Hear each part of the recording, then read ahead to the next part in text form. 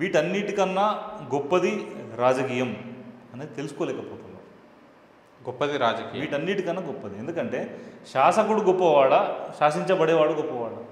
శాసకుడే. రెండవది, యువతలో చాలా రకాల అపోహలు ఉన్నాయి రాజకీయ పరంగా. ఏమంటారంటే ఈ రోజులలో మనం పాలిస్తున్న లీడర్లకు మినిమం బేసిక్ క్వాలిఫికేషన్ లేదు, వాడు లీడర్ ఎట్లా అయినరా? ఇది నిజమే కదా. ఒకప్పుడు ఏమంటారంటే వాడు కనీసం డిగ్రీ కూడా లేదు, వాడికి 10th కూడా పాస్ అయ్యిందో లేదో, వాడికి రాయడం కూడా వస్తుందో రాదు, వాడేం లీడర్, వాడు మనం పాలిస్తున్నాడు అనుకుంటా. ఏం చదువుకొని వాని దగ్గర అంటే లాస్ట్ బెంచ్ వాడు లీడర్ అయితే ఫస్ట్ బెంచ్ వాడు ర్యాంక్ కొట్టి మన కింద ఎంప్లాయ్ అవుతున్నాడు.